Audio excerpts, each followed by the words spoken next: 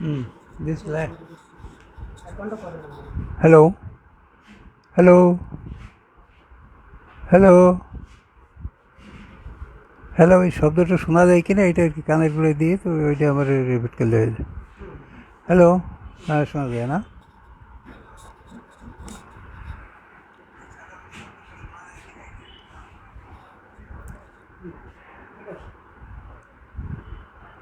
Homeo জ্ঞান বিনিময় কেন্দ্রের দূরের কাছের সাথী বন্ধুগণ,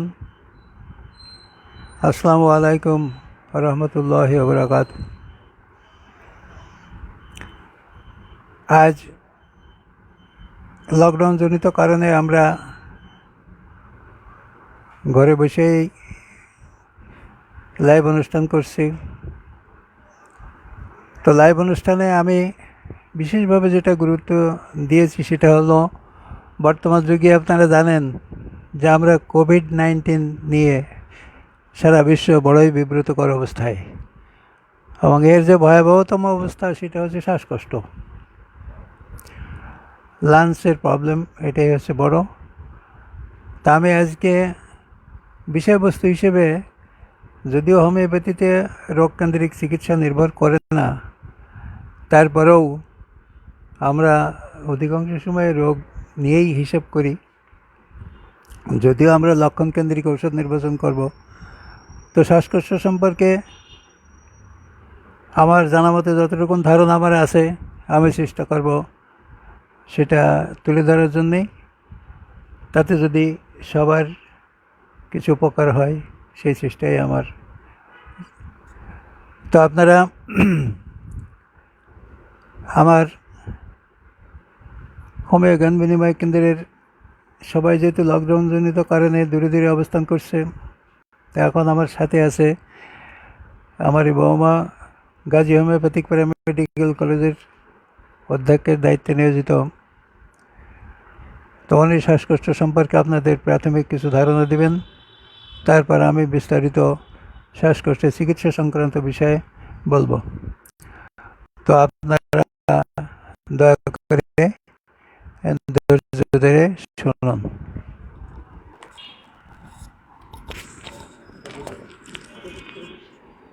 পরে দাও হবে আচ্ছা।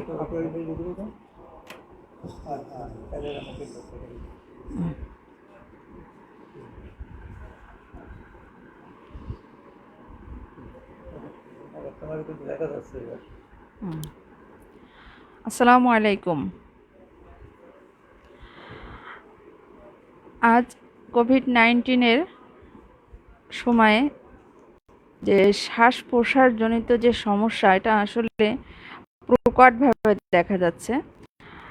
যেমন অক্সিজেন স্বল্পতা, বিভিন্নমুখী সমস্যা আসলে আমরা জর্জরিত। এখন আমাদের প্যাথিতে যদিও আমরা লক্ষণভিত্তিক চিকিৎসা করি, তারপরেও আমাদের আসলে জানার দরকার আছে যে শ্বাস প্রশ্বাসের এই সমস্যাগুলো কেন এবং কী কারণে হয় এবং কোথায় কোথায় হয়।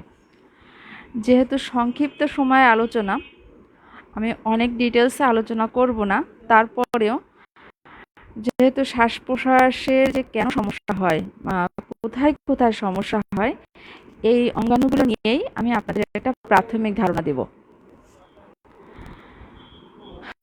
শ্বাস প্রশ্বাস সংক্রান্ত যে রোগ, শ্বাস প্রশ্বাসের মধ্যে অনেকগুলোই সমস্যায় আসে।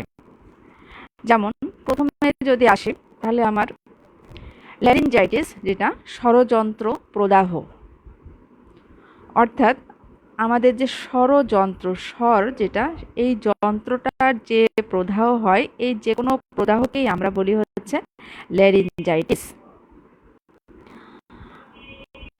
এর একটু নিচে গেলেই আসে আমাদের ফ্যারিঞ্জাইটিস। ফ্যারিঞ্জাইটিস হচ্ছে গলনালী, তার প্রবেশ মুখে যার প্রদাহ। আমরা যদি খেয়াল রাখি তাহলে হাঁ করলে দেখতে পাবো যে মাঝখানে একটা আলজিভ থাকে, তার দুই পাশ থেকে দুটো গহ্বর চলে গেছে, একটা দিয়ে আমাদের শ্বাসনালীতে যাচ্ছে আর একটা আমাদের খাদ্য গহ্বর। এই যে এই প্রবেশ মুখে প্রদাহ, এটাকেই আমরা বলি হচ্ছে ফ্যারিঞ্জাইটিস। এরপরে আর একটু নিচে যদি নামি তাহলে আমাদের আসতেছে ব্রোঙ্কাইটিস। ব্রোঙ্কাইটিস ব্রোঙ্কাইটিস এটা হচ্ছে যে গলনালীর থেকে যে নালীটা নেমে আমাদের দুই পাশে ভাগ হয়ে যে দুই ফুসফুসে প্রবেশ করে, এই নালীটার যদি কোনো প্রদাহ হয়, এই প্রদাহকেই আমরা বলি ব্রোঙ্কাইটিস। লক্ষণ আমাদের বিভিন্ন আসতে পারে, তবে সমস্যাগুলো ঠিক কোথায় এটা আমাদের একটু বোঝার দরকার আছে। আরো একটা সমস্যা আছে প্লুরিসি। প্লুরিসি সাধারণত বলা হয় যে প্লুরা ফুসফুসের যে আবরণ, ফুসফুসকে ঘিরে রাখে যে আবরণ, এই আবরণটাকে আমরা বলি প্লুরা।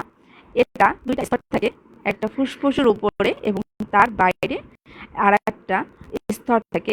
এই দুই স্তরের মাঝে সাধারণত এক ধরনের আঠালো পদার্থ থাকে, যার জন্য আমাদের কি হয়, আমরা প্রতিনিয়ত প্রতি সেকেন্ডে দেখা যায় মিনিটে আমরা কতবার শ্বাস প্রশ্বাস নিয়ে থাকি, কিন্তু আমাদের ফুসফুস আর একটার সাথে কিন্তু কখনোই ঘষা লাগে না। তার কারণ দুইটা যে আবরণের মাঝখানে একটা চটচটে পদার্থ থাকে। এই পদার্থ থাকার জন্য আমাদের এই দুইটা নালীর মধ্যে সাধারণত আবরণের মধ্যে কখনোই ঘষা লাগে না। এইটাকে আবরণটাকে বলা হয় পুরুরা। এই পুরুরার পুনঃসংক্রমণ হয় যদি, তাহলে আমরা তাকে বলি প্লুরিসি। সাধারণত দেখা যায় অনেক সময় এর মধ্যে যে আঠালো পদার্থগুলো তা শুকিয়ে যেতে পারে, তার জন্য যখন আমরা শ্বাস নিই তখন আমাদের ঘর্ষণ লাগলেও প্রচণ্ড ব্যথা হয়। আবার অনেক সময় দেখা যায় এই প্লুরার মধ্যে পানি জমে প্রাথমিক অবস্থায় পানি জমার পর এই পানিটা পচে অনেক সময় পুজে পরিণত হয় দুর্গন্ধ অনেক সময় প্লুরার আবরণ ছিন্ন করতে পারে, কিন্তু মৃত্যুর দিকে চলে যায়। এটাও একটা ভয়াবহ ব্যাধি, এটাকে আমরা বলি প্লুরিসি। এরপরে যেটা আমরা সবাই শুনি নিউমোনিয়া আমাদের খুবই কমন একটা সমস্যা। নিউমোনিয়া বলা হয় ফুসফুসের যে প্রদাহ, আমাদের দু সাইডে যেটা ফুসফুস, এই ফুসফুসের যে কোনো প্রদাহকেই আমরা বলি নিউমোনিয়া। এটা নিউমোনিয়া দুইটা ফুসফুসের যদি একটা ফুসফুস আক্রান্ত হয় তাহলে তাকে আমরা বলি সিঙ্গেল নিউমোনিয়া, আর যদি দুইটা ফুসফুসে আক্রান্ত হয় তাহলে আমরা তাকে বলি ডাবল নিউমোনিয়া। এই ফুসফুসের আবার উপরের দিকেও আক্রান্ত হতে পারে, নিচের দিকেও আক্রান্ত হতে পারে, সে যে পাশে আক্রান্ত হোক না কেন। সাধারণভাবে দেখা যায় নিউমোনিয়ায় যে এর মধ্যে ফুসফুসের মধ্যে সাধারণত মৌচাকের ছেলের মতন অসংখ্য ছোট ছোট গহ্বর থাকে। এই গহ্বরের মধ্যে এক ধরনের রস সঞ্চিত হয়ে এই রসটা আস্তে আস্তে করে শক্ত হতে শুরু করে। যখন শক্ত হতে শুরু করে তখন ফুসফুস তার সংকোচন এবং প্রসারণের ক্ষমতা হারায় ফেলে। যখন হারিয়ে ফেলে তখনই হচ্ছে কি হয়, আমাদের শ্বাসকষ্ট হয়, কারণ বায়ু যাওয়ার পর কিন্তু ছোট হয়ে যায়, কমে যায়, সংকুচিত হয়ে যায়, তার জন্য আমাদের শ্বাসকষ্ট দেখা যায়। এটা যদি একটা ফুসফুসে হয় তাহলে আমরা বলবো সিঙ্গেল নিউমোনিয়া, দুইটা ফুসফুসে হলে আমরা বলবো ডাবল নিউমোনিয়া, অর্থাৎ ফুসফুসের প্রদাহ। আরও একটা সমস্যা আছে রক্তকাশি, যাকে আমরা বলি হেমোপটাইসিস। রক্তকাশিতে এটাও একটা ভয়াবহ ব্যাধি। অনেক সময় দেখা যায় ফুসফুসের যে কোনো প্রদাহের কারণে সামান্য কাশি দিলে তার সাথে টাটকা রক্ত অনেকটা বের হয়ে যায়, রোগী খুব দ্রুতই নিস্তেজ হয়ে পড়ে। এটাকে আমরা বলি রক্তকাশি। সবচেয়ে বড় সমস্যা যেটা হচ্ছে আমাদের যক্ষা, পালমোনারি টিউবারকুলোসিস বা ফুসফুসের যক্ষা। আমরা সাধারণভাবে অনেকেই বলি যে আগেই বলা হতো যে যক্ষা হলে যার নাই যক্ষা একটা ক্ষয় রোগ, দেখা যায় চিরকাল ব্যাপী এবং বংশ পরম্পরায় এই সমস্যাটা এরা বহন করে থাকে। এখানে হয় ফুসফুসের যে কোষ গহ্বরগুলো আছে এটা আস্তে আস্তে করে ধ্বংসপ্রাপ্ত হয় এবং ক্ষুদ্র হতে হতে একসময় সম্পূর্ণটা নষ্ট হয়ে যায়। দেখা যায় প্রাথমিক অবস্থায় কোনো গুটিকা সঞ্চিত, গুটিকা বলতে বলা যায় যে অনেকটা আঁচিল না, একটা টিউমার, ছোট জাতীয় কোনো গুটিকা ফুসফুসের মধ্যে অনেকগুলো গুটিকা দেখা যায় ফুসফুসে সঞ্চিত হয়। এই গুটিকাগুলো কখনো কখনো যে সারা জীবনব্যাপী অনেকে বলে হয়তো তার কোনো সমস্যা নাও হতে পারে, কিন্তু যদি কোনো পরিবেশ পরিস্থিতি কোনো উদ্দীপক কারণ যদি সে পায়, দেখা যায় এই গুটিকাগুলো আস্তে আস্তে বড় হয়ে এটা থেকে ক্ষত হয়ে ওই ফুসফুসের ওই অংশটুকু নষ্ট করে ফেলে। এভাবে ফুসফুসের কোষগুলো দিনে দিনে ধ্বংসপ্রাপ্ত হতে থাকে এবং রুগীও আস্তে আস্তে শীর্ণ হতে হতে একসময় মৃত্যুর দ্বার প্রান্তে চলে যায়। এটা একটা ব্যাধি এবং এই ব্যাধিটা হচ্ছে বংশ পরম্পরায় দেখা যায় যে যদি দাদার থাকে তার থেকে বাপের, বাপের থাকলে তার থেকে ছেলের, এভাবে বংশ পরম্পরায় এই সমস্যা এরা ভোগ করতে থাকে। এটাকে আমরা বলি পালমোনারি টিউবারকুলোসিস। আরও একটা কষ্টকর ব্যাধি যেটা হাঁপানি বা অ্যাজমা বা হাঁপানি, এটাও আমরা সারা জীবনব্যাপী রুগী কষ্ট পায়। হয়তো রুগীটা মারা যায় না, কিন্তু তার কষ্টটা অনেক বেশি হয়। এটা একটা এমন কষ্টকর রোগী যে তার অবস্থা না মরে না বাঁচে এমন অবস্থা। এই হাঁপানি হয় হচ্ছে যে ফুসফুসের যে বায়ু যাওয়ার যে পথগুলো, এখানে যে ক্ষুদ্র ক্ষুদ্র পেশি থাকে, এই পেশিগুলো যে কোনো কারণে হোক এই পেশিগুলো সংকুচিত হয়ে যায়, যার দরুন সংকুচিত হওয়ার জন্য বায়ু যাওয়ার পথটা রুদ্ধ মানে ছোট হয়ে যায়। যখন বন্ধ হয়ে যায় বা ছোট হয়ে যায় তখন বায়ুটা খুব কষ্টে ফুসফুসের মধ্যে প্রবেশ করে এবং ফুসফুস থেকে বের হতেও খুব কষ্ট হয়, যার জন্য বুকে সাই সাই ঘর ঘর অনেক ধরনের শব্দই হতে পারে। এবং এই বায়ু যাওয়ার পথ রোধ হওয়ার জন্যই এদের মধ্যে সবসময় একটা প্রচণ্ড শ্বাসের জন্য ব্যাকুলতা থাকে। একে আমরা বলে থাকি হাঁপানি। আরও যদি শ্বাস প্রশ্বাসের মধ্যে আসে তাহলে টনসিলাইটিসও আসতে পারে, কারণ টনসিল আমাদের দুই পাশে দুইটা যে গ্রন্থি থাকে টনসিল গ্রন্থি, এই টনসিলেরও অনেক সময় এত বেশি প্রদাহ দেখা যায় যে ওটা ফুলে আমাদের বায়ু যাওয়ার পথটাকে বন্ধ করে দেয়, যার জন্য তখনও মারাত্মক প্রকৃতির শ্বাসকষ্ট হতে পারে। তবে সাধারণভাবে টনসিলাইটিসে শ্বাসকষ্ট দেখা যায় না, এটা টনসিল পর্যন্তই সীমাবদ্ধ থাকে। তবে অনেক সময় খুব বেশি পরিমাণ যদি ফুলে যায় তাহলে দেখা যায় এই টনসিলের কারণেও শ্বাসকষ্ট হতে পারে, বায়ু যাওয়ার পথ কমের কারণে। স্বরভঙ্গ যেটা, এটাও ল্যারিঞ্জাইটিসের সমস্যা। ওটার জন্য স্বর যে নালীটা, এটার হচ্ছে যে কোনো কারণে হোক এর প্যারালাইসিস অবস্থা, হয়তো আংশিক বা সম্পূর্ণ অথবা অল্প সময় বা বেশি সময় ব্যাপী একটা প্যারালাইসিস অবস্থা হয়ে থাকে, যার জন্য রোগীর কথা বলার ক্ষমতাটা অনেকটা কমে যায়, গলার স্বরটা নষ্ট হয়ে যায় এবং অনেক সময় এমন আছে যে গলার স্বরটা সম্পূর্ণ বন্ধ হয়ে যায়। এটাও একটা ধরনের প্যারালাইসিসের অবস্থা বলা যায়। এখন এই সমস্যাগুলো যেহেতু একটা সমস্যা, একটা যে অঙ্গাণু নিয়ে আলোচনা করতে হয় তাহলে আসলে অনেকটা সময়ের ব্যাপার, এটা আমার পক্ষে এখন করা সম্ভব না যেহেতু সময় কম। এজন্য স্বাভাবিকভাবে আমি আপনাদের কি কি কারণে প্রদাহ হয় এই কারণে আপনার বললাম, আর বিস্তারিত কারণও জানাচ্ছি না। আর রোগ লক্ষণ, ওষুধ, অনেক ওষুধই আসতে পারে। যাই হোক, আমার সংক্ষিপ্ত আলোচনা আমি এখন এখানেই শেষ করছি। এরপরে আমাদের শ্বাস প্রশ্বাসে যে সংক্রান্ত সমস্যা এবং শ্বাস প্রশ্বাস হলে সমস্যা হলে কি কি রোগ আসতে পারে এটা নিয়ে আমার এই শ্বশুর ডাক্তার গাজী আব্দুল আজিজ আলোচনা করবেন। যাই হোক, সবাইকে শোনার জন্য ধন্যবাদ। আসসালামু আলাইকুম।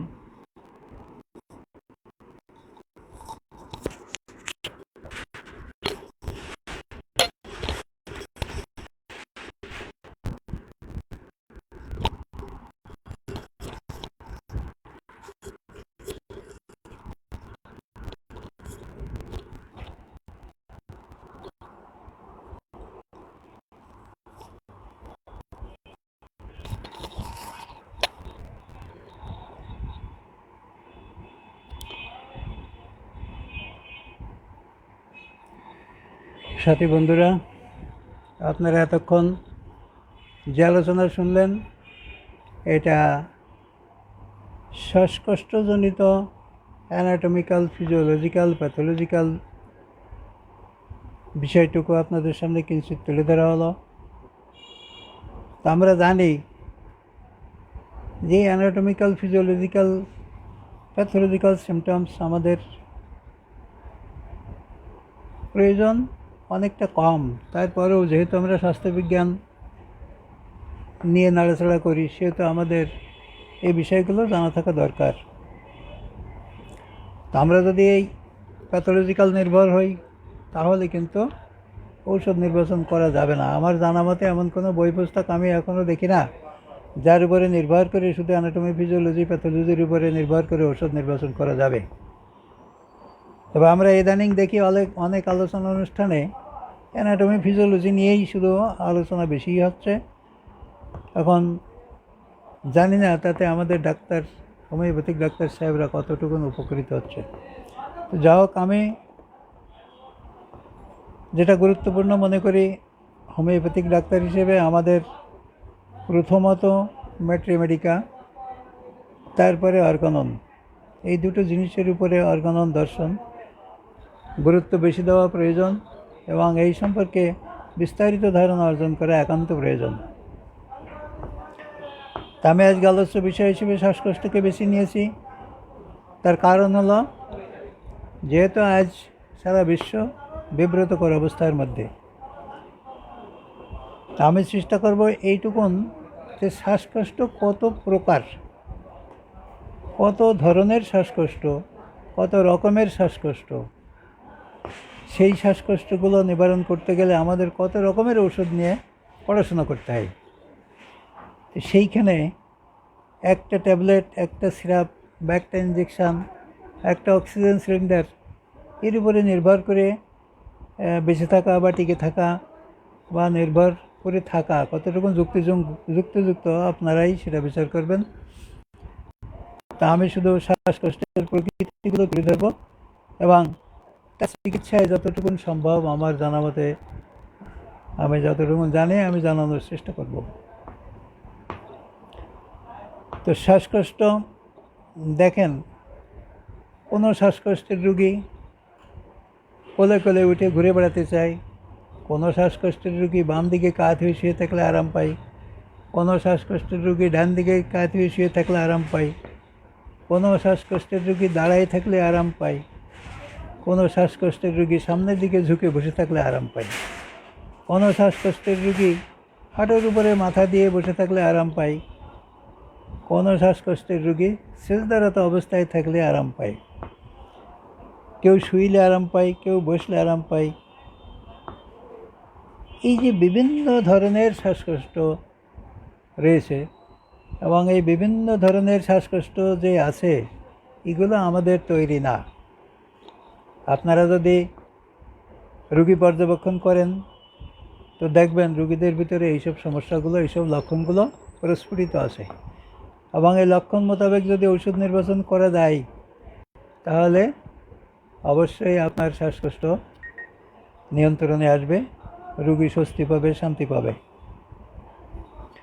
আর আমরা যদি লক্ষণকে গুরুত্ব না দিয়ে শুধু ট্যাবলেট বড়ি, কোনো একটা নির্দিষ্ট ট্যাবলেট বড়ি, সিরাপ, অক্সিজেনের উপরে নির্ভর করে থাকি, তাহলে জানি না এর ভবিষ্যৎ কতদূর সুফল আনতে পারবে। তো দেখেন, আমি এন্টিমটার্টের রোগের বিবরণ দেই। এন্টিমটার্টের যদি বয়স্ক রোগী হয় বা শিশু রোগীও হোক, তারা ডান দিকে কাত হয়ে শুয়ে থাকলে আরাম পায়। ডান দিকে কাত হয়ে শুয়ে থাকলে আরাম পায়, সর্বাঙ্গ ঘামে আবৃত, কপালে ঠান্ডা ঘাম বেশি থাকে, বুকের ভিতরে ঘড়ঘড়ি শিলিশা থাকে, কাশতে থাকে, কাশতে কাশতে মনে করে রুগী যে এখনই বোধহয় শিলিশা উঠে যাবে, এবং শিলিশা উঠে গেলে রুগী স্বস্তি পাবে, শান্তি পাবে। তা রুগী কাশতে থাকে এবং মনে করতে থাকে যে আমি যদি আর একটু জোরে কাশতে পারতাম, তাহলে হয়তো শিলিশাটা উঠে যেত, আমি একটু স্বস্তি পেতাম। কিন্তু সেই জোরে কাশি সে দিতে পারে না, তার মানে তার বক্ষস্থলের দুর্বলতার দরুন সে কাশতে পারে না, শিলিশাটাও উঠাতে পারে না, শান্তিও সে পায় না। তো শিশু রোগী যদি হয়, তো অধিকাংশ ক্ষেত্রেই যেটা দেখা যায় সেটা হচ্ছে যে শিশু রোগী চায় তার সবচেয়ে কাছের মানুষ, সবচেয়ে নির্ভরযোগ্য মানুষ, সবচেয়ে পছন্দের মানুষটা যদি তার কাছে থাকে, তাহলে তার গলা জড়ায় ধরে বুকের সঙ্গে বুক লাগায় পড়ে থাকলে কিছুটা স্বস্তি বোধ করে এবং তাতে তার শ্বাসকষ্টও কিছুটা কমে, যদিও ঔষধ ছাড়া এই সমস্যার নিরাময় হয় না। আমরা যদি এই লক্ষণটাকেও গুরুত্ব দিয়ে দেখি যে কোনো শিশু রুগী, শ্বাসকষ্টের রুগী আপনার চেম্বারে আসুক বা বাড়িতে দেখতে যান, যে যদি দেখেন যে সে কারো কোলে উঠে এইভাবে বুকের সঙ্গে বুক লাগায় গলা জড়াই ধরে পড়ে আছে এবং শ্বাসকষ্টও সেই সাথে বহল তবিয়তে আছে, বুকে গড়গড়ি শ্লেষার শব্দ আছে, সেই ক্ষেত্রে আপনি ইনটিমটাট নির্বাচন করতে পারেন। এই ক্ষেত্রে যে রুব্রিকটা আসে সেটা হচ্ছে যে মাইন্ড সেকশনে গেলে আপনি দেখবেন যে cleansing graphs at others by standards, এই রুব্রিকটাকে ফলো করলে সেখানে দাঁড়িয়ে দেখা যাবে যে একটাই মাত্র ওষুধ ইনটিমটাট।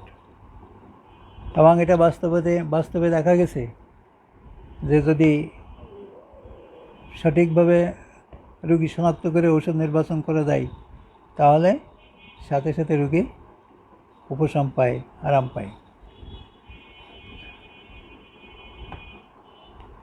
তারপরে আসেন এই যে কোলে ওঠা রুগী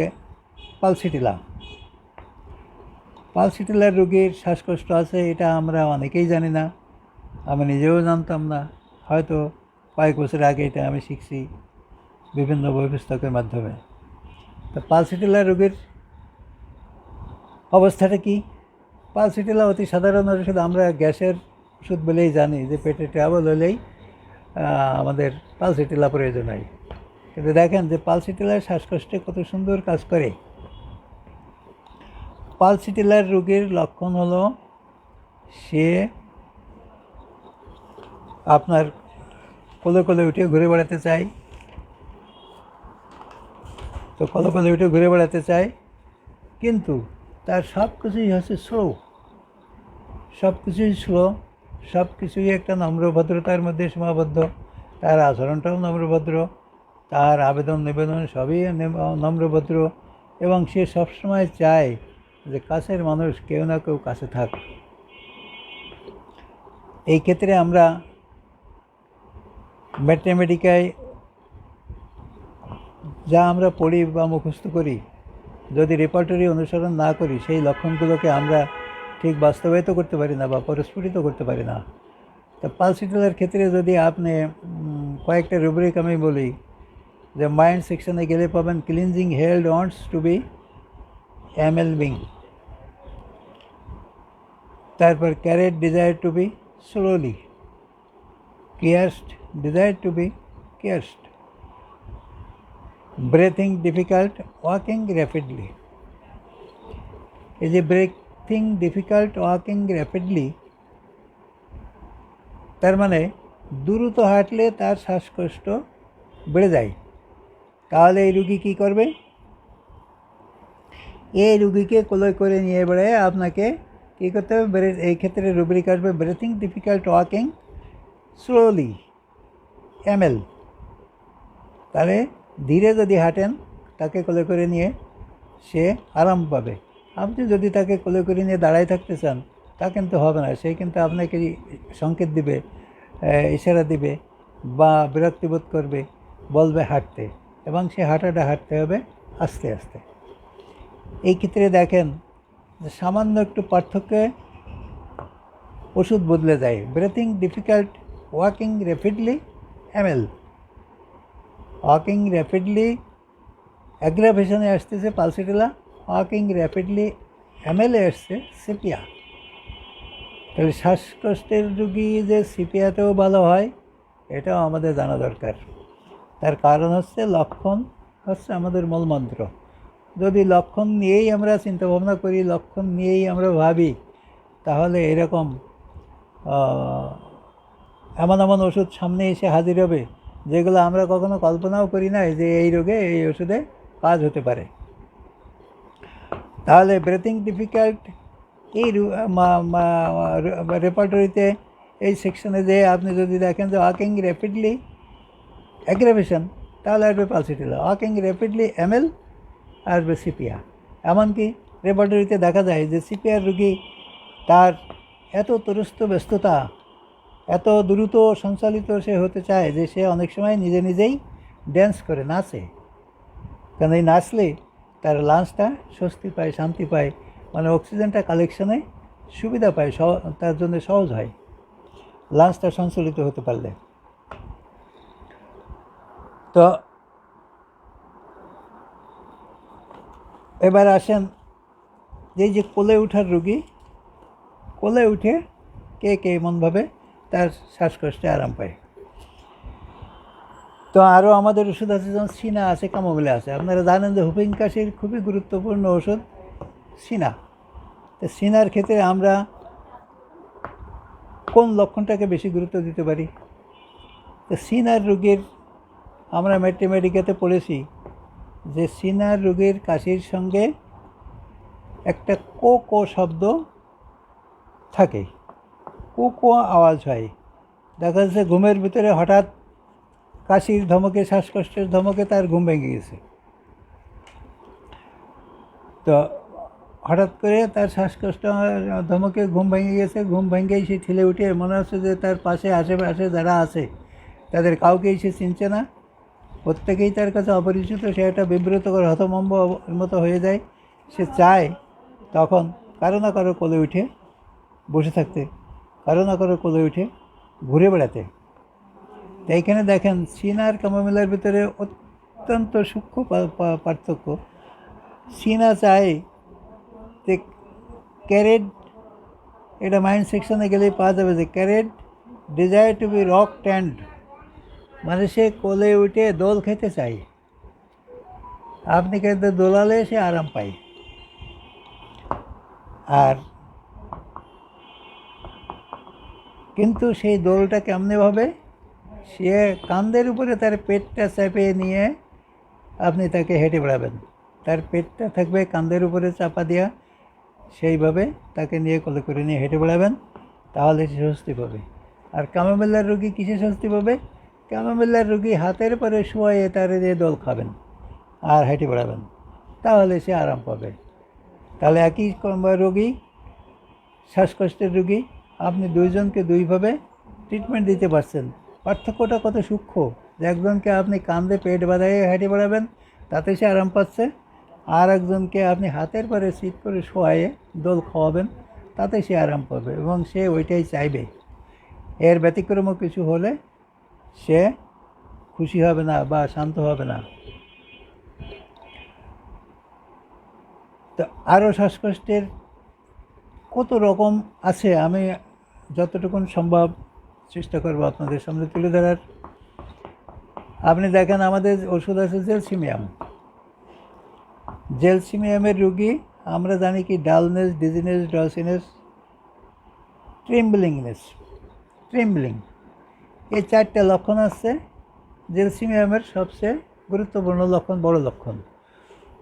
কিন্তু আমরা যখন দেখি যে হার্টের রুগী, শ্বাসকষ্টের রুগী, সে এই ডালনেস, ডজিনেস, ড্রসিনেস, ট্রেমলিং তার ভিতরে তখন লুপ্ত হয়ে যাবে। তার মন বলবে আমি যদি এখন এইভাবে চুপ করে শুয়ে থাকি তাহলে আমার হার্ট কোলাপস হয়ে যাবে, দম বন্ধ হয়ে যাবে, আমি মারা যাবো। অতএব তখন সে উঠে আস্তে আস্তে স্লোলি পায়চারি করবে একা। তাহলে এই অনুভূতির কারণে সে শুয়ে থাকতে পারবে না, উঠে হেঁটে বেড়ালে তখন সে আরাম পাবে। তাহলে এইগুলো হচ্ছে অদ্ভুত লক্ষণ, ব্যতিক্রমধর্মী লক্ষণ। এই অদ্ভুত লক্ষণ, ব্যতিক্রমধর্মী লক্ষণ, এগুলো আমাদের সবসময় মুখস্থ রাখা দরকার এবং রোগী লিপি তৈরি করার সময় আমাদের এগুলো রোগীর কাছ থেকে কালেকশন করা দরকার। এবার আসেন ডিজিটালিস, হৃদরোগের সবচেয়ে বড় ওষুধ। তো ডিজিটালিস সবচেয়ে বড় ওষুধ হলেই যে হৃদরোগী আসলেই আপনি ডিজিটালিস দিবেন সেটা তো চলবে না। আপনাকে খেয়াল রাখতে হবে ডিজিটালিস চায় কি।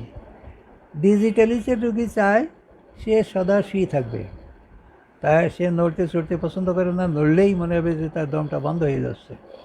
অনেক সময় ডাক্তারের চেম্বারে ডিজিটালিসের রোগী বাধ্য হয়ে, যখন সে বড় রকমের রোগে আক্রান্ত হয় তখন তো তার মনের ভিতরে ভয় কাজ করে এবং সেই ভয়ে ভীত হয়ে তো বাধ্য হয় ডাক্তারের কাছে আসতে।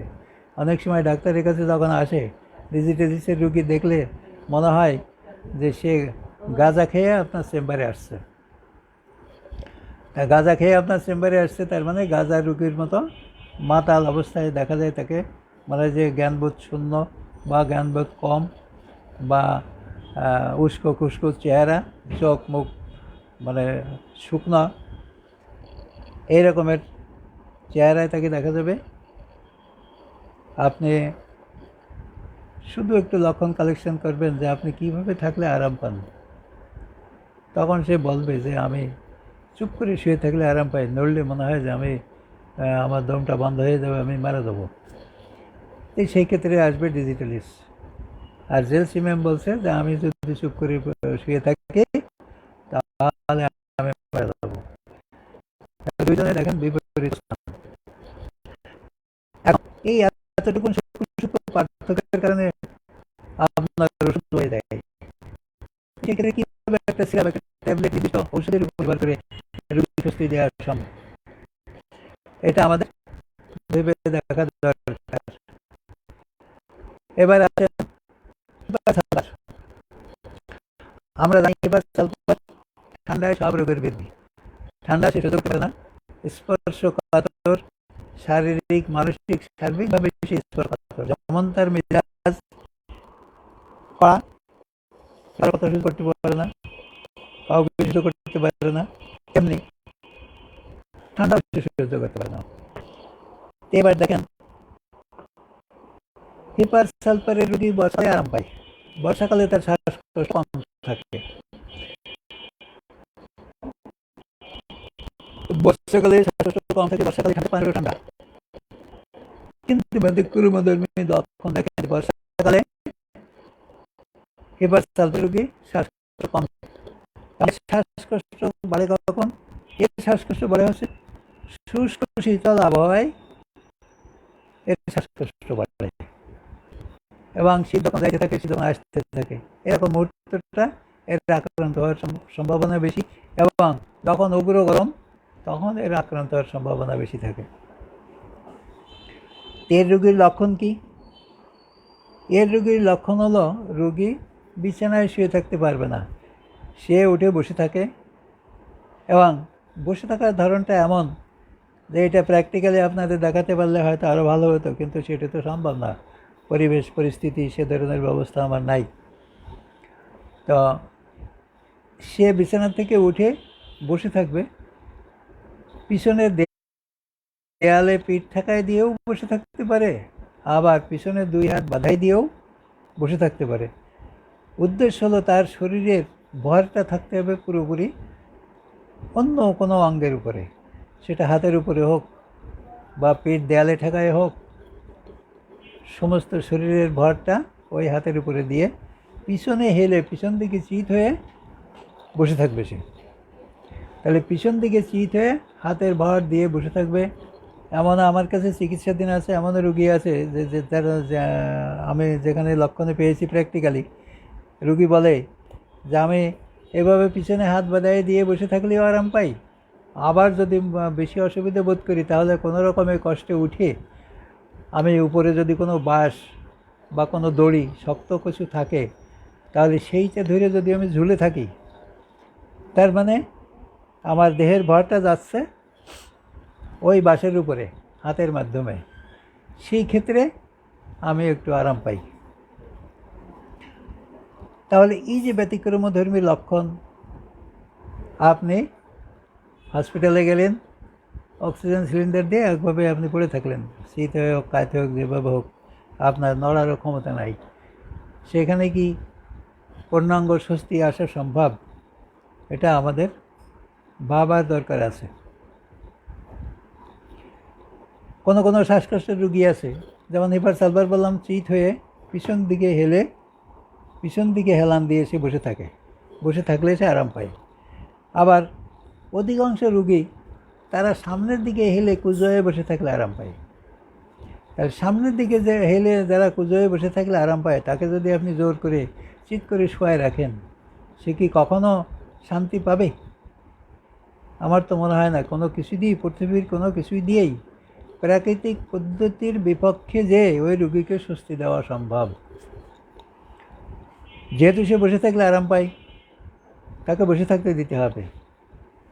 তাতে সে স্বস্তি পাবে এবং ওই অবস্থায় তার ট্রিটমেন্ট করতে হবে এবং ওই অবস্থায় এই লক্ষণ মোতাবেক তাকে ওষুধ দিতে হবে, যাতে করে দেখা যাবে যে দ্রুতই তার এই কষ্ট কমে আসবে। তাহলে সামনের দিকে কুঁজো হয়ে বসে থাকলে আরাম পায় অ্যারালিয়া রেসিমোসা, আর্সেনিক, কেলিকার, মেডোরিনাম ইত্যাদি অধিকাংশ ওষুধই সামনের দিকে কুঁজো হয়ে বসে থাকলে আরাম পায়। তা আমি শুধু এই লক্ষণগুলোই তুলে ধরছি আপনাদের সামনে এই কারণে, কারণ সব ওষুধ তো বলা সম্ভব না। আপনারা এই লক্ষণগুলো যদি স্মরণে রাখেন, তাহলে শ্বাসকষ্টের রুগী আসলে আপনাদের রোগীলিপি তৈরি করার সময় আপনারা এই লক্ষণগুলোর গুরুত্ব দেবেন এবং তখন বাধ্য হয়ে বই পুস্তক দেখবেন, রিপোর্টরি দেখবেন, ওষুধের সিদ্ধান্ত পেয়ে যাবেন। অ্যারালিয়ার রুগী রাতে শুয়ে আছে, হঠাৎ করে তার শ্বাসকষ্ট, কাশি শুরু হয়ে গেছে, নাকে তার সর্দি, হাসি, কাশি ইত্যাদি শুরু হয়ে গেছে, তখন সে উঠে বসে থাকবে। উঠে সামনের দিকে ঝুঁকে আপনার 2 হাত মাটিতে বাঁধে দিয়ে বসে থাকবে। শ্বাস তার ছাড়তে খুব কষ্ট, অনেক রুগীর আছে শ্বাস ছাড়তে কষ্ট, অনেকের রুগীর আছে শ্বাস নিতেও কষ্ট। তো যাই হোক, নিতে কষ্ট, ছাড়তে কষ্ট, সেগুলো তো আমরা প্র্যাকটিক্যালি তখন দেখতে পাবো। এই যে রুগী সামনের দিকে ঝুঁকে বসে থাকলে আরাম পায়, এবং গভীর রাতে যদি তার এই বৃদ্ধি দেখা দেয়, সেই ক্ষেত্রে আমরা তার জন্য অ্যারালিয়া, আর্সেনিক, ক্যালিকার এই গ্রুপের যত ওষুধ আছে সেইগুলোকে আমরা আয়ত্তে নিয়ে, বিবেচনায় নিয়ে আমরা চেষ্টা করব রোগীলিপি তৈরির মাধ্যমে এই রোগীর ওষুধ নির্বাচন করা। যেমন আর্সেনিক অ্যাল নামক ওষুধ আজকে সারা বিশ্বে হোমিওপ্যাথিকে লাইমলাইটে আনছে। আর্সেনিক নামক ঔষধ, যা আমরা গণহারে ব্যবহার করার অনুমতি পেয়েছি এবং অনেকে ব্যবহারও করছি। যদিও অনেক বড় বড় আমাদের হোমিওপ্যাথিক ডাক্তার সাহেবরা বা আমাদের যারা গুরুজন আছে তারা এটাকে মেনে নেয় নাই বা পছন্দ করে না, কারণ আমরা পছন্দ করি লক্ষণ আছে ওষুধ আছে, লক্ষণ নাই ওষুধ নাই। তো আর্সেনিকের রোগীর লক্ষণ কি? যদি লক্ষণ থাকে তাহলে আপনি অবশ্যই তাকে আর্সেনিক দেবেন। যদি লক্ষণ না থাকে তাহলে জোর করে কেন আপনি তাকে আর্সেনিক খাওয়াবেন? এবং জোর করে আপনি খাওয়ালেও তার তো কোনো কাজে আসবে না, তার তো কোনো উপকারে আসবে না। তার যদি কোনো উপকারে না আসে তাহলে আপনি সেটা খাওয়াই তাদের লাভটা কি? বরং উল্টে আর্সেনিক জানেন যে এটা হলো বিষ, এটা খাইলে আমার ক্ষতিও হতে পারে। তা আর্সেনিকের রোগীর শ্বাসকষ্ট, আমার বাস্তব অভিজ্ঞতা আমি যেটা বলি আপনাদের, আর্সেনিকের রোগীর শ্বাসকষ্টে বিছানায় শুয়ে থাকতে পারে না, উঠে তাকে বসে থাকতে হয় এবং সামনের দিকে কুঁজো হয়ে বসে থাকতে হয়। তবে বিশেষভাবে আমি যেটা খেয়াল করেছি, রোগী যদি অত্যন্ত গুরুত্বপূর্ণ হয় তাহলে সে সামনে কাউকে, তার আপনজন কেউ বসে থাকবে, তার গলা জড়ায় ধরে সে বসে থাকবে। তার সামনে আপনজন কেউ বসে থাকলে তার গলা জড়ায় ধরে সে বসে থাকবে। শ্বাসকষ্ট তার থাকবে, কিন্তু ওইভাবে থাকলে সে একটু স্বস্তি পাবে। এই ক্ষেত্রে আমরা আর্সেনিকের অন্যান্য প্রধান লক্ষণ যেগুলো আছে, আমি হয়তো ছোটো ছোটো লক্ষণ বললেও আপনারা সবসময় খেয়াল করতে হবে। প্রত্যেকটা ওষুধের প্রধান লক্ষণগুলো আপনাকে সবসময় ঠোঁটস্থ রাখতে হবে, মুখস্থ রাখতে হবে, এর কোনো বিকল্প নাই। কারণ যখনই এক লক্ষণে একাধিক ওষুধ আসবে তখনই আপনাকে রোগীলিপি তৈরি করতে হবে এবং ওষুধে ওষুধে পার্থক্য নির্বাচন করতে হবে। এবং পার্থক্য নির্বাচন করতে গেলে আর্সেনিকের যে গুরুত্বপূর্ণ লক্ষণগুলো আছে, তার অস্থিরতা, ছটফটানি, মৃত্যু, ভয়, শীতকাতরতা, পিপাসা ইত্যাদির পরে গুরুত্ব দিয়ে আমরা তখন কোথায় আর্সেনিক হবে, কোথায় অ্যারেলিয়া হবে, কোথায় ক্যালিকার হবে ইত্যাদি আমরা বিচার বিশ্লেষণ করে ওষুধ নির্বাচন করব। তো সামনের দিকে ঝুঁকে থাকে ওষুধ মেডোরিনাম। দেখেন মেডোরিনামে রোগীর কী সুন্দর লক্ষণ। যদি আমি এ ধরনের রোগী এখনও পাইনি, তবে পাবো না এ কথা তো বলা যাবে না। যেহেতু এই পেশায় আসি, রুগী দেখি, সেহেতু আমাদের এটাও মাথায় রাখতে হবে। মেডোরিনামের রোগে আমরা যেমন নামাজের সময় সিজদাতে যাই, ঠিক এই কায়দায় যদি শুয়ে থাকে রোগী, এই কায়দায় শুয়ে থেকে যদি আরাম পায়, তাহলে ওষুধ একটাই, মেডোরিনাম। সিজদারত অবস্থায় থাকার মতন, তার মানে হাত এর উপরে ভর দিয়ে যদি সে কপাল মাটিতে ঠেকায়ে শুয়ে থাকে, এগুলো আপনারা রেপার্টরিতে গেলে খুব সুন্দরভাবে পাবেন। ম্যাথমেটিকাতেও আছে, কিন্তু সেই ম্যাথমেটিকাতে আছে সাহিত্য লেখার মতন, সেখানে আমরা অনেক লক্ষণকে গুরুত্ব না দিয়ে পাশ কেটে চলে যাই, পড়ে যাই কিন্তু মনে ধরে না। এগুলো মনে ধরাতে গেলে আপনাকে রেপার্টরির সহায়তা নিতে হবে, রেপার্টরির কোনো বিকল্প নাই। কারণ রোগীলিপি তৈরি করতে গেলে রেপার্টরি করতে ছাড়া সুন্দর রোগীলিপি কখনো হবে না, হয় না। তো ক্যালিক্যার্পের রোগীর বুকে সুস্ফোটন ব্যথা, এগুলো তো আমরা জানি। সুস্ফোটন ব্যথা, তার কাশি, শ্বাসকষ্ট, পেটের পীড়া ইত্যাদি থাকতে পারে। রাত 3টায় তার বৃদ্ধি, 4টায় তার বৃদ্ধি, এগুলো তো আমাদের মুখস্থ বাদ। বাম দিকে সে শুইতে পারে না, কিন্তু বাম দিকে যে সে শুইতে পারে না, শ্বাসকষ্ট হলে রুগী শুইতে পারে না, সে এসে উঠেই বসে থাকে। বাম দিকে শুইতে পারে না, শুধু তা নয়, সে আদৌ শুইতেও পারে না, উঠে তার বসে থাকতে হয়। কীভাবে সে বসে থাকে? এই যে বসে থাকার ধরন, এই বসে থাকার ধরনটা ব্যতিক্রমধর্মী। এবং যদি আমরা এইটা মুখস্থ করতে পারি, তাহলে আমার রোগীলিপি তৈরি ছাড়াও অনেক সময় অদ্ভুত লক্ষণের মাধ্যমে আমরা এক লক্ষণেও এক ওষুধ সিলেকশন করতে পারি। ক্যালিক্যার্পের রোগী বসে থাকে, হাঁটু উঁচু করে পাছা মাটিতে দিয়ে বসে থাকে, এবং সে কুঁজো হয়ে ওই হাঁটুর উপরে কপাল ঠেকায় দেয়। কুঁজো হয়ে হাঁটুর উপরে কপাল ঠেকাই দিয়ে যদি সে বসে থাকে, তাহলে সে কিছু স্বস্তি পায়। আবার দেখেন, যেমন মেডোরিনাম সিজদারত অবস্থায় থাকলে আরাম পাই। আমার এক জায়গায় দেখলাম যে সে যদি উপরেই শুয়ে থাকে, মুখ মাটিতে ঠেকাই দিয়ে, মাথা মাটিতে ঠেকাই দিয়ে যদি উপরে শুয়ে থাকে, তাও সে স্বস্তি পায়। এবার দেখেন সরিনাম শুয়ে থাকলে আরাম পাই। কীভাবে শুয়ে থাকলে আরাম পাই? এগুলো প্র্যাকটিক্যালি দেখাতে পারলে আরও বেশি সুন্দর হয়। যেমন সরিনামের রুগী বাইরে থাকলে ঠান্ডায় বা মুক্ত বাতাসে তার শ্বাসকষ্ট বেড়ে যেতে থাকবে, বাইরে থাকলে তার কষ্ট হবে। সে কী করবে? শ্বাসকষ্ট যদি দেখা যায় যে তার বেড়ে যাচ্ছে বা শ্বাসকষ্ট দেখা দিচ্ছে, তখন সে দ্রুত বাইরে থেকে ঘরে চলে আসবে, এবং ঘরে এসে আমরা বাংলায় যেটা বলি শীত পড়ান হয়ে শুয়ে থাকা, তার মানে চিত হয়ে 4 হাত পা 4 দিকে ছড়াই দিয়ে সে শুয়ে থাকবে। যদি চিত হয়ে 4 দিকে 4 হাত পা ছড়াই দিয়ে শুয়ে থাকলে সে আরাম পায়, তাহলে বুঝতে হবে এই রোগী সরিনাম।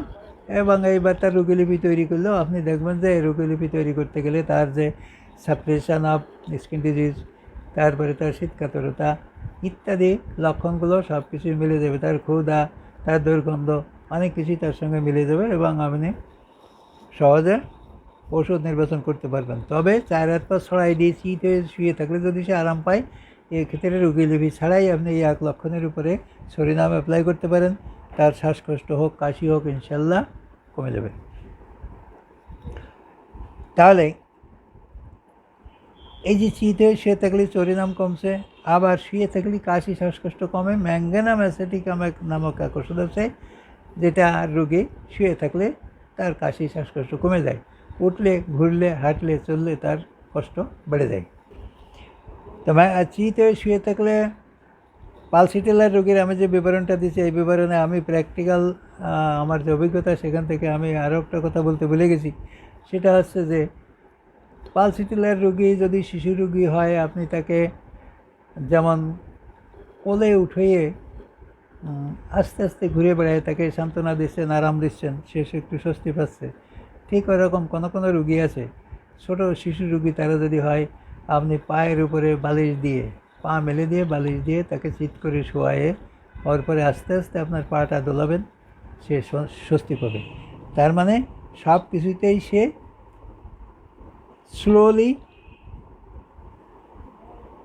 স্লোনেসেই তার উপশম, স্লোনেসেই তার অ্যামেলিরিয়েটিস। এইগুলোকে আমরা সূক্ষ্মভাবে খেয়ালে রেখে আমরা রোগীলিপি তৈরি করার চেষ্টা করব। যদি সূক্ষ্মভাবে খেয়ালে রেখে রোগীলিপি তৈরি করার চেষ্টা করতে পারি, তাহলে রোগী অবশ্যই ভালো হবে। যেমন কোনো রোগী আছে বাম পেটে শুইলে আরাম পায়, আবার কোনো রোগী আছে বাম পেটে শুইলে তার শ্বাসকষ্ট, কাশি বেড়ে যাবে। এই যে বাম পেটে শুইলে তার শ্বাসকষ্ট বেড়ে যাবে, তাকেও আপনি যে ওষুধ দেবেন এক ট্যাবলেট দিয়ে সব সারবেন। আর যে ডান কাতে শুইলেও শ্বাসকষ্ট তার কমে যায়, তাকেও আপনি সেই একই ট্যাবলেট দেবেন। এই ট্রিটমেন্ট কখনো বাস্তবতাসম্মত হয় না, প্রকৃতির সঙ্গে মেলে না, যার কারণে অন্যপ্যাথির চিকিৎসায় আরও নানান রোগের সৃষ্টি হয়। এবং অনেক রুগী ভবিষ্যতে দেখা যাচ্ছে নিউমোনিয়া রুগী, শ্বাসকষ্টের রুগী, এরা ভুগতে ভুগতে অনেক সময় এই সেলের লাঞ্চ শুকিয়ে যায়, সেখানে ক্ষতের সৃষ্টি হয়, এবং ক্ষত হয়ে গেলে তখন হবে টিবি, তখন রোগের হবে নতুন নামকরণ। তা বাম কাতে শুইলে আরাম পাই, যেমন আমাদের ওষুধ আছে স্পঞ্জিয়া। স্পঞ্জিয়ার রুগী আমরা সবাই জানি যে তার বুকে শুষ্ক সেলিসা, অ্যান্টিমিটারের থাকে গড়গড়ের সেলিসা, স্পঞ্জিয়ার শুষ্ক সেলিসা। কোনো কোনো বইয়ে এভাবে লেখা আছে, করাতি যখন তার করাত দিয়ে কাঠ ছেড়ে তখন যেরকমের শব্দ হয়, সাই সাই সাই সাই শব্দ হয়, শাসা শব্দ হয়, সেই শাসা শব্দযুক্ত শ্বাসকষ্টটাই, লাঞ্চের ওই শব্দটাই হচ্ছে স্পঞ্জিয়ার লক্ষণ। এবং এর রুগী বাম দিকে কাত হয়ে শুয়ে থাকলে কিছুটা স্বস্তি পায়। তো যদি তার এরকম শুষ্ক সমস্যা থাকে, সাথে শ্বাসকষ্ট থাকে, সর্দি হাসি ইত্যাদি থাকে, গরমে তার বৃদ্ধি থাকে, সেক্ষেত্রে স্পঞ্জিয়া হবে তার ওষুধ। এবং এই স্পঞ্জিয়া দিলেই তার এই শুষ্ক সমস্যার কষ্ট কমে যাবে, লাঞ্চ ফ্রি হয়ে যাবে, সহজেই সে অক্সিজেন দিতে পারবে, ছাড়তে পারবে। তো আমাদের ওষুধের কাজ হলো অক্সিজেন গ্রহণ করে যেসব যন্ত্রপাতি, ত্যাগ করে যেসব যন্ত্রপাতি, সেই সব যন্ত্রপাতিগুলোকে সচল করা, সজাগ করা। তাদেরকে যদি সচল করতে পারি, সজাগ করতে পারি, তাহলে সে নিজেই অক্সিজেন গ্রহণ করবে। আর সে যদি অকেজ হয়, তার যদি উপযুক্ত চিকিৎসা না হয়, যতই আমরা বাইরে থেকে অক্সিজেন দেই না কেন, সেই অক্সিজেনে তার সুস্থতা ফিরে আসা অনেকটা সুদূর পরাহত হয়ে যায়। তখন বাম কাতে শুইলে আরাম পাই। স্ট্যানামেট, তো এই স্ট্যানামেটের রুগী আমরা দাঁড়িয়ে আছে টিবির রুগী, কিন্তু টিবির রুগী না, টিবির আগেই অনেক ট্রিটমেন্ট আছে। যে এর বক্ষস্থলের দুর্বলতা, এর রুগীর চেহারা দেখেও ওষুধ নির্বাচন করা যায়। এর রুগীর চেহারা আছে অত্যন্ত হালকা পাতলা, বক্ষস্থল তার চিপটে, মানে শুকোয় গেছে, বুকে তার কোনো মাংস নাই, এরকম একটা অবস্থা। এবং সে যে কাশি দেয়, কাশির সাথে তার ছেলের সাথে মিষ্টি, কখনো কখনো নোনতা, মিষ্টি কখনো কখনো নোনতা সরিষা ওঠে, বাম দিকে শুলে আরাম পাই। এই রোগীর ওষুধ হলো স্ট্যানামেট। তারপরে এবার আসেন কোনো কোনো রুগী বাতাস চাই, কোনো রুগী বাতাসে বৃদ্ধি পায়, কোনো রুগী বাতাস চায়। যেমন কার্বোভেজ, অতি সাধারণ ওষুধ, আমরা যাকে জীবন ভরে শুধু গ্যাসের ওষুধ বলেই ট্রিটমেন্ট করে আসছে। এবং আমাদের অনেক ডাক্তার সাহেবরা আছে যারা বোতল আউন্স ধরে এই কার্বোভেজ রুগীদের দিয়ে দেয় গ্যাসের জন্য, কিন্তু আসলে এদের শ্বাসকষ্টের কত উপকার করে তা কল্পনাতীত।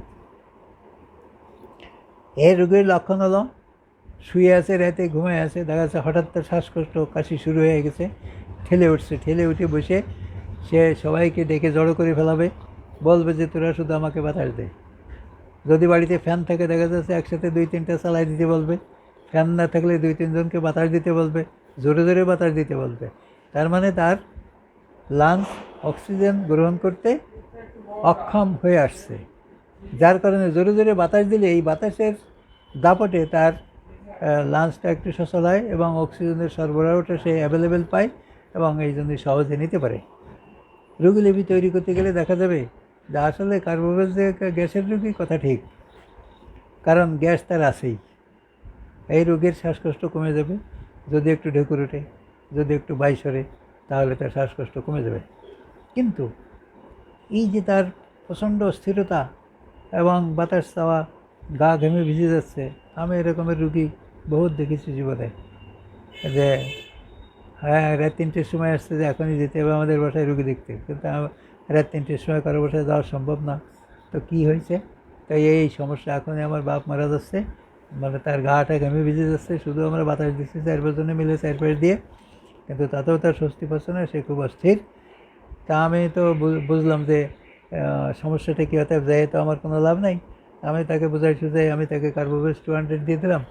পরের দিন দেখি যে রুগী নিজেই হেঁটে চলে আসছে আমার চেম্বারে। কী ব্যাপার, কয় যে কী ওষুধ দিয়েছিলেন, এটা খুব বিশাল কাজ করে। হোমিওপ্যাথিতে যে এরকম কাজ করে এটা তো আমাদের ধারণা ছিল না, কারণ ওই রাতে আসছে তো ডাক্তার না পেয়ে আমার কাছে। যদি ডাক্তার পাইতো তাহলে তারা আমার কাছে হয়তো সে আসতো না। তা যদি এভাবে আমরা সমূহ বিপদের সময় আশু উপশম দিতে পারি তাহলে অবশ্যই রুগীদের আস্থা বাড়বে, হোমিওপ্যাথির পরে তাদের আস্থা আসবে। বাতাস চাই আরও দেখেন ক্যানাবিস স্যাট, যা আমরা জানি গাঁজা থেকে তৈরি। যে গাঁজা খেয়ে মানুষ মাতাল হয়, সে গাঁজা থেকে তৈরি আমাদের শ্বাসকষ্টের ওষুধ। এর শ্বাসকষ্টের লক্ষণ কি? এর শ্বাসকষ্টের লক্ষণ হলো শ্বাসকষ্ট শুরু হয়ে গেলে সে শুইতেও পারে না, বসতেও পারে না, হাঁটতেও পারে না, চলতেও পারে না। সে যদি সোজায় দাঁড়ায় থাকবে, সোজায় দাঁড়ায় থাকলে সে কিছুটা স্বস্তি পাবে। তাহলে যে সোজায় দাঁড়ায় থাকলে সে কিছুটা স্বস্তি পাবে এবং মুক্ত বাতাস চাইবে, ঠান্ডা বাতাস চাইবে। মুক্ত ঠান্ডা বাতাসে সে আরাম পাবে, শান্তি পাবে। তাহলে এই লক্ষণের উপরে যদি তার ওই দাঁড়ায় থাকা লক্ষণ দেখে আমরা ক্যানাবিস স্যাট তাৎক্ষণিকভাবে অ্যাপ্লাই করতে পারি, তো সে স্বস্তি পাবে, শান্তি পাবে। আচ্ছা, বাম দিকে শোয়ার ওষুধ দু একটা বলেছি, কিন্তু ডান দিকে শোয়ার ওষুধও তো দু একটা বলা দরকার। যেমন ডান দিকে শুইলে কষ্ট বাড়ে, স্যাঙ্গুইনেরিয়া ক্যান, ডান দিকে শুইলে কষ্ট বাড়ে। তাহলে স্যাঙ্গুইনেরিয়া ক্যান এটাও আমরা জানি যে সিলেস্টা এবং কাশির ওষুধ, শ্বাসকষ্টেরও ওষুধ, কিন্তু আমরা অধিকাংশই জানি এটা শুধু ডান কপালে আধ কপালে মাথা ব্যথার ওষুধ। আমরা প্রাথমিক জীবনে শুধু এই এক কারণেই এর ব্যবহার করে আসছি। কিন্তু লক্ষণ কোথায় এবং লক্ষণ যেখানে আছে এবং উপযুক্ত লক্ষণের সঙ্গে যদি মিল করে দেয়, তাহলে দেখেন যে এক ওষুধে সে কত রকমের কাজ করে। স্যাঙ্গুইনেরিয়া রোগীর গোলাপ ফুলের গন্ধ তার সহ্য হয় না, ফুলের গন্ধ তার সহ্য হয় না। এটা ব্যতিক্রমধর্মী লক্ষণ। ফুলের গন্ধ পছন্দ করে না এমন মানুষ কি পৃথিবীতে আছে? সেও পছন্দ করে, কিন্তু এই ফুলের গন্ধ শুকলেই সে অসুস্থ হয়ে পড়ে, তার সর্দি হাঁচি শুরু হয়ে যায়, সেখান থেকে আস্তে আস্তে তার শ্বাসকষ্ট শুরু হয়ে যায়, এবং শ্বাসকষ্ট শুরু হয়ে গেলে তখন তার বিভিন্ন রকমের যেসব সিমটমসগুলো দেখা দেয়, তার ভিতরে এক নম্বরে হলো শুইলেই তার কাশি বাড়ে, শ্বাসকষ্ট বাড়ে। ডান দিকে শুইলে আরও বাড়ে, যার ধরুন সে বাম দিকে শুইতে বাধ্য হয়। যদি রুগী একটু পুরনো রুগী হয়, জটিল রুগী হয়, অনেক দিনের ব্যবহার করে আপনার কাছে আসে, তা দেখবেন যে তার কাশির সাথে যে সিলিসা ওঠে, সেই সিলিসার ভিতরে দুর্গন্ধ থাকে। আচ্ছা, যদি দুর্গন্ধ থাকে, যদি সিলিসা না ওঠে, তবে কাশি দিলে তার ভিতর থেকে দুর্গন্ধ আসবে। রুগী বলবে যে আমি কাশি দিলে মনে হয় আমার ভিতরে কোথায় কি যন্ত্রপাতি বোধহয় পচে গেছে, আমার একটা দুর্গন্ধ পাই আমি। তাহলে এই দুর্গন্ধ পাইলেও সেক্ষেত্রে আমরা স্যাঙ্গুইনেরিয়া ক্যানকে গুরুত্ব দিতে পারি, যদি কিনা অন্যান্য লক্ষণের সঙ্গে মেলে, কারণ এই দুর্গন্ধের ওষুধ আমাদের আরও অনেকগুলো আছে। তো ডান দিকে শুইলে যেমন বৃদ্ধি হয়, ডান দিকে শুইলে আরামও পায়। এতে ডান দিকে শুইলে আরাম পায় ল্যাকিসিসের রুগী, নেজার রুগী, এরা ডান দিকে শুইলে আরাম পায়। ডান দিকে শুইলে আরাম পায়, বাম দিকে শুইলে এদের সর্বরোগ বেড়ে যায়। তো ল্যাকিসিসের প্রধান লক্ষণ কি? নিদ্রার মধ্যে বৃদ্ধি, নিদ্রার প্রারম্ভে বৃদ্ধি, নিদ্রান্তে বৃদ্ধি। এই বৃদ্ধিগুলো যদি আমরা স্পষ্ট করতে পারি, তো দেখবেন যে এই রুগী কোনো মতেই বাম দিকে শুইতে পারে না, কোনো মতেই বাম দিকে শুইতে পারে না, ডান দিকে শুইলে সে কিছুটা স্বস্তি পায়, এবং অধিকাংশ ক্ষেত্রে শ্বাসকষ্ট যদি শুরু হয়ে যায় তখন ঠেলে উঠে বসে থাকতে হয়। তো যদি নিদ্রার মধ্যে বৃদ্ধি, নিদ্রান্তে বৃদ্ধি, নিদ্রার প্রারম্ভে বৃদ্ধি ইত্যাদি লক্ষণগুলোকে আমরা গুরুত্ব দেই, তাহলে আমরা ল্যাকিসিসের বিষয়ে ক্লিয়ার পেয়ে যাই খুব তাড়াতাড়ি। তো নেজাও ডান দিকে শুইলে আরাম পায়। নেজার রোগীর প্রধান লক্ষণ হলো তার শ্বাসকষ্ট থাক আর যাই থাক, তার সাথে থাকবে ওই কাশি, খুকখুকে কাশি তার সবসময় থাকবে। এই খুকখুকে কাশি থাকলে, তার সাথে শ্বাসকষ্ট থাকলে, সেক্ষেত্রে নেজার গুরুত্ব বেশি। আমাদের আরও একটা গুরুত্বপূর্ণ ওষুধ আমার বাদ পড়েছে আলোচনায়, অ্যাম্ব্রাগ্রিসিয়া। আমরা অ্যাম্ব্রাগ্রিসিয়া রোগী ওষুধে যে শ্বাসকষ্ট ভালো হয়, এটাও আমাদের কাছে অনেকটা অজানাই ছিল, এখন এটা জানা। তো এর গুরুত্বপূর্ণ লক্ষণ কি? এ লোক সমাজে যেতে পারে না, লোক সমাজে গেলেই তার শ্বাসকষ্ট বেড়ে যায়। সে একা একা থাকা, নিরিবিলি থাকা, নীরবে থাকা, এইটাই হচ্ছে তার কাছে পছন্দ। তার কাশির আওয়াজ ঢোলে বাড়ি দিলে যেমন আওয়াজ হয় ঢং ঢং করে, সেরকমের তার কাশির আওয়াজ। এবং এর একটা বিশেষত্ব, বিশেষ গুরুত্বপূর্ণ লক্ষণ, স্ত্রী সহবাসকালে তার শ্বাসকষ্ট শুরু হয়ে যায়। স্ত্রী সহবাসের ইচ্ছা পোষণ করলেই তার শ্বাসকষ্ট শুরু হয়ে যায়। এ ধরনের রুগীও কিন্তু আমাদের কাছে আসে। আমি প্র্যাকটিক্যালি এ ধরনের রুগী পেয়েছি এবং এই অ্যাম্বারাগ্রিসিয়া দিয়ে আমি তার উপকারও আল্লাহর রহমতে করতে পেরেছি। এই জন্যে এই যে ব্যতিক্রমধর্মী অবস্থাগুলো, ব্যতিক্রমধর্মী লক্ষণগুলো আমাদের সবসময় জানা থাকা দরকার। জানা থাকলে আমরা বিশেষ বিশেষ মুহূর্তে, বিশেষ বিশেষ ক্ষেত্রে আমরা বিশেষ বিশেষ উপকার রুগীদের দেখাতে পারি এবং তাতে আমাদের সুবিধা হলো হোমিওপ্যাথির সুনাম বাড়ে, আমাদের সুনাম বাড়ে। 2 নম্বরে আরও 2-1টা ওষুধ আমার বাদ পড়েছে, যেমন গুরুত্বপূর্ণ ওষুধ ক্যালিবাইক্রম। ক্যালিবাইক্রম শ্বাসকষ্টের ওষুধ। যদিও ক্যালিবাইক্রমের অন্যান্য অনেক গুরুত্বপূর্ণ লক্ষণ আছে, তবে এর বিশেষত্ব শ্বাসকষ্টে। দেন ক্যালিবাইক্রমের গুরুত্বপূর্ণ লক্ষণ কি? তার পিঞ্চিং, মানে তার ক্ষতটা যেখানেই তার ক্ষত হবে সেই ক্ষতটা হবে গর্তযুক্ত, গর্তের মতো ক্ষত। তার জিব্বায় ঘা হোক, তার চর্মরোগ হোক, পাঁচড়া হোক, যাই হোক না কেন, তার গর্ত মতো।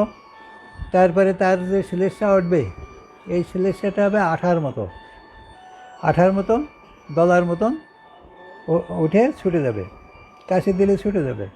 অনেক সময় কাশি দিয়ে শ্লেষ্মাটা ফেলতে গেলে শ্লেষ্মা পড়বে না, শ্লেষ্মা ঝুলে থাকবে মুখের সাথে। কিন্তু শ্বাসকষ্টের কী ব্যতিক্রম?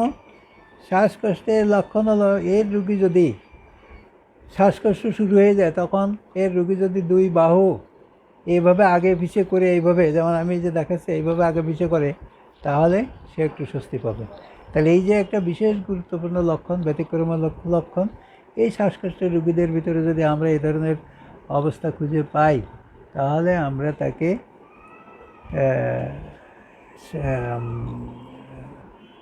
তাকে যদি সঠিক সময়ে ক্যালিবাইক্রম ওষুধ প্রয়োগ করতে পারি, তাহলে সে অবশ্যই উপকার পাবে। আমাদের আরও অনেক ওষুধ আছে, যেমন ওষুধ আমি কয়েকটা নামও টুকে নিয়ে আসছি। যেমন ড্রাসেরা আমাদের অত্যন্ত গুরুত্বপূর্ণ ওষুধ। মধ্যরাতের পরে যদি শ্বাসকষ্ট শুরু হয়, হঠাৎ করে কাশি শুরু হয়, ঘুমের মধ্যে কাশি শুরু হয়, ঠেলে উঠে বসে কাশতেই থাকে, শ্বাসকষ্টে কষ্ট পেতে থাকে, এবং সময়টা যদি নির্দিষ্ট হয়, রাত 2টোর সময় তার কাশি শুরু হয়, তাহলে এইরকম নির্দিষ্ট সময়ের কাশি যদি হয়, সেক্ষেত্রে শ্বাসকষ্ট যদি হয়, কাশি যদি হয়, আপনারা ড্রাসেরা নামক ওষুধ প্রয়োগ করে দেখবেন এবং এইগুলো সম্পর্কে আপনাদের আরও বিস্তারিত ধারণাও আপনারা অর্জন করার চেষ্টা করবেন। ধারণা অর্জন করে ওষুধগুলো প্রয়োগ করবেন, দেখবেন যে কত সুন্দর এতে শ্বাসকষ্টের রোগীর কাজ হয়। লাইকোপোডিয়াম, যাও আমরা জানি যে পেটের পীড়ার ওষুধ। পেটের পীড়া জীবন ভরে আমরা পেটের পীড়াতেই এর ব্যবহার করে আসছি। এই লাইকোপোডিয়ামের রোগীর শ্বাসকষ্ট শুরু হবে বৈকালীন বৃদ্ধি। আপনারা সবাই জানেন যে বিকেল 4টা থেকে রাত 8টা পর্যন্ত এর বৃদ্ধির সময়কাল।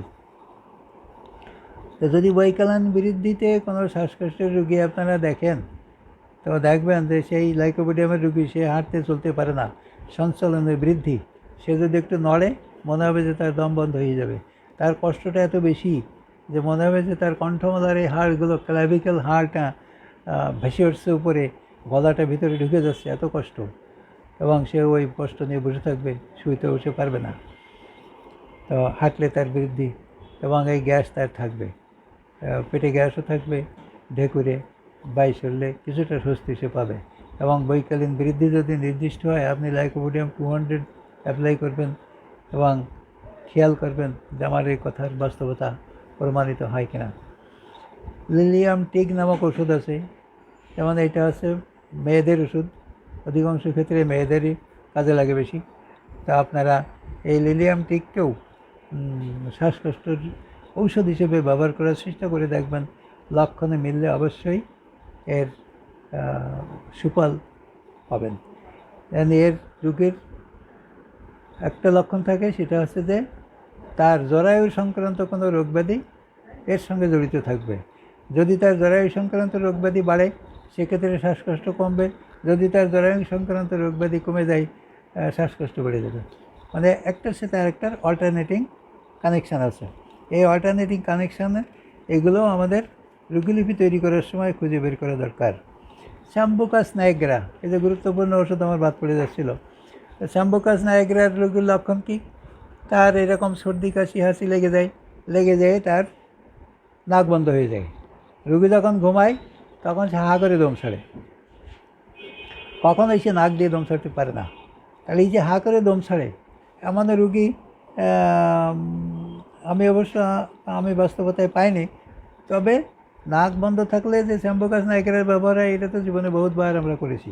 তবে এই ক্ষেত্রে আপনাদের আরও একটু খেয়াল রাখতে হবে, আজকালকার ত্রিদোষের যুগে শুধু সাম্বুকাসের উপরে নির্ভর করা যায় না। মার্কসলও কাজে লাগতে পারে, সিভিলিনাম কাজে লাগতে পারে। রাতে বৃদ্ধি হলে সিভিলিনামের গুরুত্ব বেশি, দিনে বৃদ্ধি হলে মেডোরিনামের গুরুত্ব বেশি, রাত দিন যে কোনো সময় বৃদ্ধি হতে থাকলে সেই ক্ষেত্রে আমার টিউবারকুলিনাম ব্যাসিলিনামের গুরুত্ব বেশি। এগুলো আমাদের মাথায় রাখতে হবে, মাথায় রেখে ওষুধ নির্বাচন করতে হবে। তো হা করে যদি রোগী দম ছাড়ে,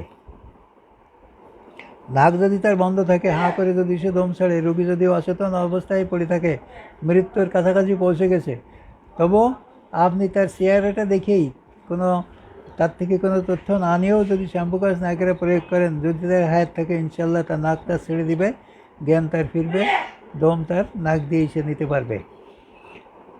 তো এই জন্যে আমাদের সবসময় খেয়াল রাখতে হবে লক্ষণের দিকে। লক্ষণ মিললে ওষুধ, লক্ষণ না মিললে ওষুধ নাই। তো আমি এই ক্ষেত্রে আরও কয়েকটা ওষুধের তালিকা আপনাদের দেই, যেগুলো ইদানিংকালে আপনারা যারা ফেসবুক ব্যবহার করেন দেখছেন যে অ্যাসপিডোস্পার্মা ওষুধ নিয়ে বিশাল ঝড় শুরু হয়েছে। কেউ বলছে এটা খাইলে অক্সিজেন সরবরাহ বেড়ে যাবে, লাংসের অক্সিজেন কালেকশনের ক্ষমতা বাড়বে। আবার অনেকেই বলছে যে এটা হবে না, ওইটা হবে না। কিন্তু আমি বলি আপনাদের সবসময় অহেতুক বিতর্ক এড়াই চলে প্র্যাকটিক্যালি কেউ যদি একটা বলে যে আমি আমার বাস্তব অভিজ্ঞতা এটা পেয়েছি, আপনিও সেটা করে দেখেন। যদি সেখানে আপনি ব্যর্থ হন, তারপরে আপনি তারটাকে অস্বীকার করেন। অহেতুক বিতর্ক সৃষ্টি করে যেমন আপনিও নিন্দিত হচ্ছেন, হোমিওপ্যাথিকেও নিন্দিত করতেছেন। তাহলে একটা ওষুধ অ্যাসপিডোস্পার্মা মাদার টিংচার, সেটাও তো ওষুধ, সেটা তো অ্যালোপ্যাথিক ওষুধ না, সেটা কবিরাজি ওষুধও না, সেটা কোনো মিক্সার পদ্ধতিও না। তাহলে সেটাকে কেন তার এত অপবাদ কেন, এত দোষ থাকবে কেন? আপনিও প্রয়োগ করে দেখেন, রোগী ক্ষেত্রে যদি রোগী পান, হয়তো আপনি কোন কিতাবে কী পড়েছেন আর তাই নিয়ে লিখতে তিক্ততার সৃষ্টি হয়ে যাচ্ছে। যেমন এখন আমরা খুব বিব্রত অবস্থায় পড়ি, এই অহেতুক লেখাগুলো পড়তে গেলেও তো আমাদের সময় নষ্ট হয়, কারণ না পড়লেও তো আবার বোঝা যায় না যে সে কী চায়। অ্যাসপিডোস্পার্মা Spongia, কার্বোভেস, সাম্বুকাস Niagara, Blatta orientalis, digitalis, এইসব ওষুধগুলোকে আপনারা সবসময় নখদর্পণে রাখবেন। রুগীদের যদি এরকমের কষ্ট হতে থাকে, দেখা যাচ্ছে রুগী আপনার চিকিৎসা সীমা বহির্ভূত, যে রুগীর চিকিৎসা সীমা বহির্ভূত তাকে তো আপনি বাঁচাতে পারবেন না, সে মারা যাবে।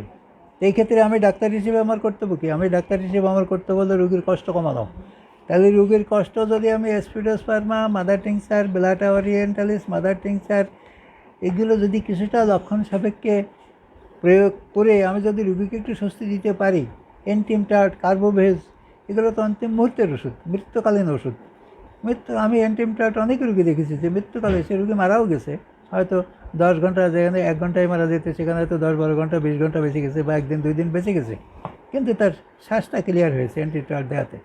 আপনি লক্ষণে মিলে ওষুধ দিলে রুগীর কষ্টটা তো কমবে, হায়াত তো আপনি দিতে পারবেন না, কাউকে বাঁচিয়ে আপনি দিতে পারবেন না। তবে আমাদের এইসব অহেতুক কেতাবি ভাষণে পরে বিশ্বাস না রাখতে আমি অনুরোধ করব।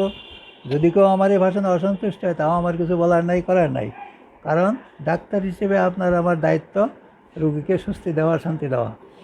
যখন আপনি দেখছেন রুগীর কোনো লক্ষণ নাই, রুগীকে কোনো লক্ষণ নির্বাচন করে ওষুধ দেওয়া সম্ভব নয়, তবে তাকে আপনি তার লাঞ্চটাকে সচল করার, লাঞ্চটাকে সবল করার তাকে অক্সিজেন নেওয়ার একটু সক্ষমতা বাড়ানোর জন্য যদি আমি স্পিডোস্পার্মা, কার্বোভেজ, স্পঞ্জিয়া, এই শ্যাম্বুকাস নায়করা, বেলাটা, ডিজিটালিস ইত্যাদি ওষুধগুলো কিছুটা লক্ষণ সাপেক্ষে রোগীর বিস্তারিত পুরনো বিবরণ টিবরণ শুনে যদি আমি প্রয়োগ করি এবং তাতে যদি রোগী একটু স্বস্তি পায়, তাতে আপনার আমার ক্ষতি কী?